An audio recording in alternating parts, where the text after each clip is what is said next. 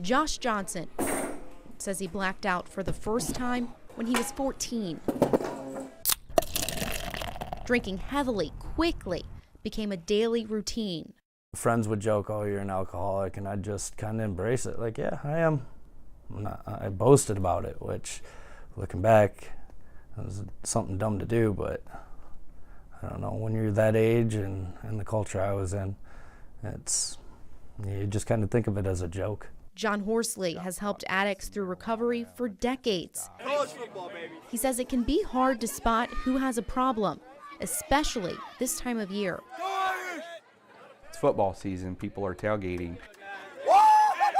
So it's not unusual behavior for people to drink a large amount of alcohol before the game. Horsley says alcohol addiction is becoming more common. Through it all, through methamphetamine, through cocaine, through heroin, alcohol still remains the biggest problem.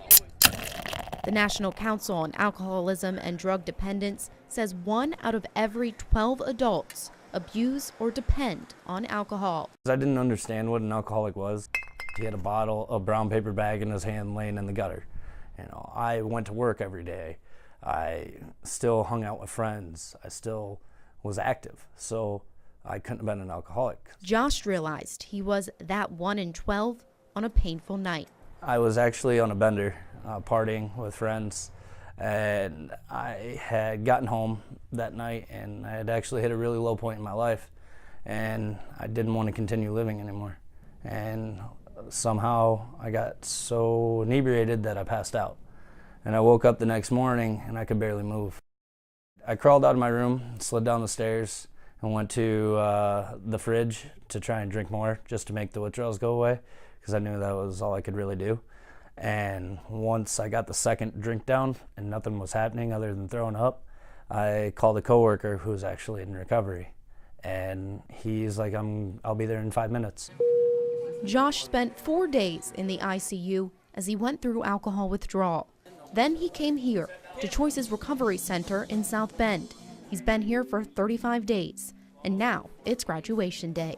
I've never graduated anything in my life. I was a high school dropout. I got my GED, but I never got that ceremony. His 2 sisters, one of their boyfriends, and the friend who drove him to the hospital are on their way from Iowa to see him get that certificate. It's never gonna get to be alive, right? Yeah! But as the ceremony starts inside, Come on.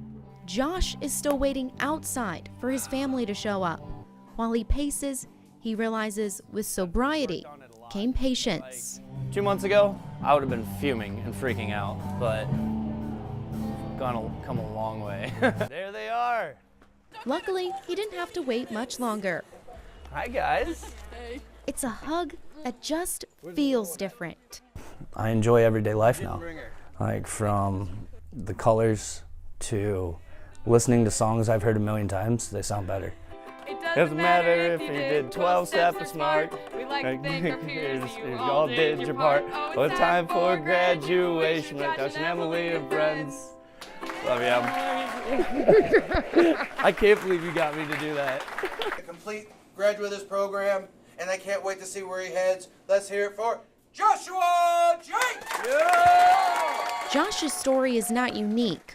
Horsley says abuse peaks between 18 and 25. When people are teenagers and they're using, there's more of a view of, wow, we don't have a serious problem, but it's, kids will be kids, kind of thing. So people are a little less aggressive to get it dealt with. There's only 2 days out of the year that you can't do anything about, and that's yesterday and tomorrow. At 29, Josh has dealt with it, but he knows a certificate is not the end of his struggle.